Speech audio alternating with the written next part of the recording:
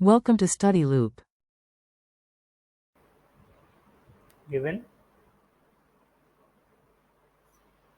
coefficient of performance K is equal to 2.25, input power W is equal to 95 watt,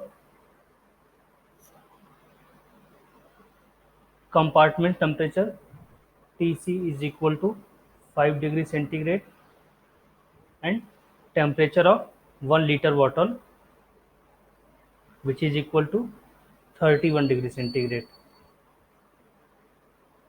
31 degree centigrade. Now let the time taken by the refrigerator is T to cool the water of 31, which is at 31 degree centigrade. So we know that K is equal to coefficient of performance K is equal to QC upon W. QC is heat given to the refrigerator. So this is W and this is QC and this is QH. This is QH is dumped heat, and QC is heat taken from the room of the air conditioner, and W is work by the refrigerator. So from this we can write QC is equal to K into W. Value of K is 2.25, 2.25, and value of 2.25 and value of W is 95 watt. Now we will multiply both two, then we will get 213.75 watt. Now energy required to change to cool the plastic bottle, which is equal to Q is equal to m Cp delta T, where m is the mass of the bottle and Cp is the specific heat of the water and T is the change in temperature.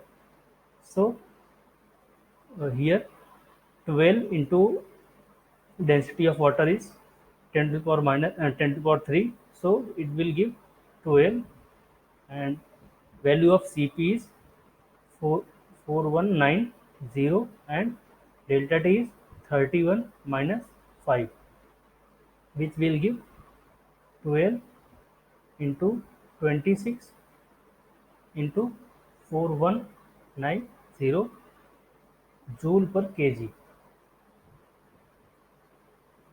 joule per kg,